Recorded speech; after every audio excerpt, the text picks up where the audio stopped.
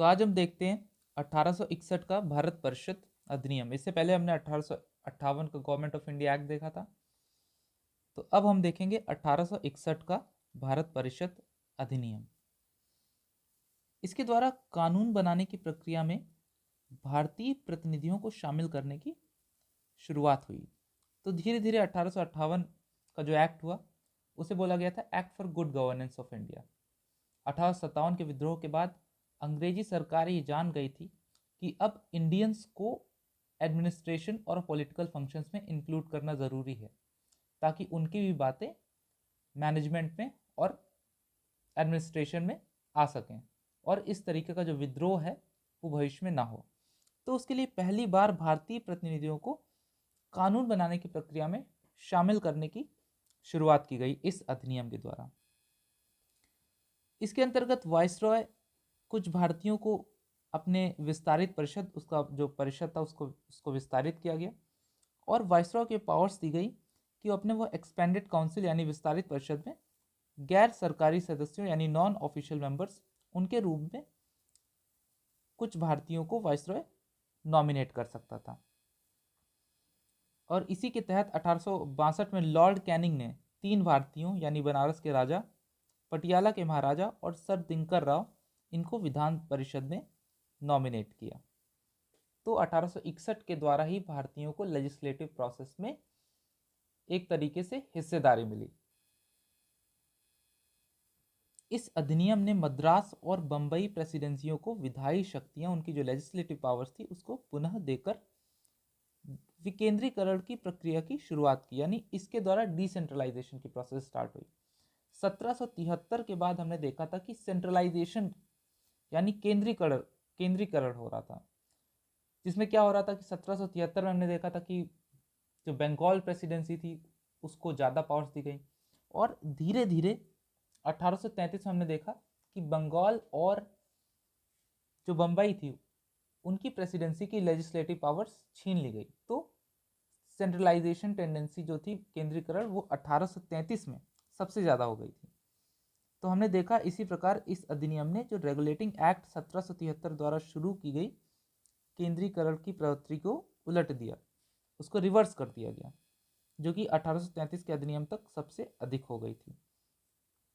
इसी विकेंद्रीकरण यानी डिसेंट्रलाइजेशन की नीति के कारण 1937 तक प्रांतों को संपूर्ण आंतरिक स्वायत्तता यानी कंप्लीट इंटरनल ऑटोनॉमी हासिल हो गई।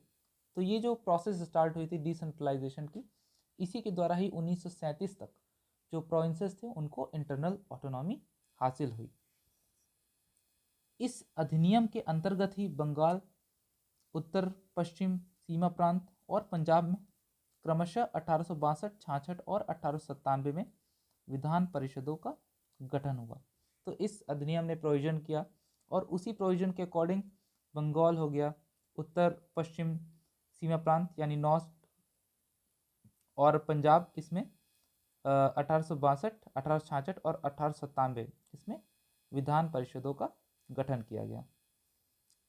इसी अधिनियम के द्वारा लॉर्ड कैनिंग ने एक सिस्टम स्टार्ट किया था, पोर्टफोलियो सिस्टम। तो इस अधिनियम के द्वारा इस सिस्टम को भी मान्यता मिली। तो ये सिस्टम क्या था ये देख लेते हैं। इसमें वॉइसरॉय की परिषद का एक सदस्य एक या अधिक सरकारी विभागों का प्रभारी बनाया जा सकता था तथा उसे इस विभाग में काउंसिल की ओर से अंतिम आदेश पारित करने का अधिकार था। जैसे आजकल का जो मिनिस्टर वाला सिस्टम है, जैसे हम बहुत सारे मिनिस्टर्स को देखते हैं, होम मिनिस्टर हो गए, मिनिस्टर ऑफ डिफेंस हो गए। तो जो होम मिनिस्टर है वो होम मिनिस्टर एक पर्टिकुलर डिपार्टमेंट को हैंडल कर रहा है और उससे रिलेटेड काउंसिल ऑफ मिनिस्टर्स की तरफ से वो उस डिपार्टमेंट के लिए डिसीजन ले सकता है। तो एक पोर्टफोलियो अलॉट किया जाता था मिनिस्टर्स को। उस जमाने में वाइसरॉय के परिषद के जो सदस्य थे उनमें सभी परिषद के सदस्यों को एक पार्टिकुलर डिपार्टमेंट अलॉट कर दिया जाता था और वो उस डिपार्टमेंट को लेकर डिसीजंस ले सकते थे काउंसिल की तरफ से।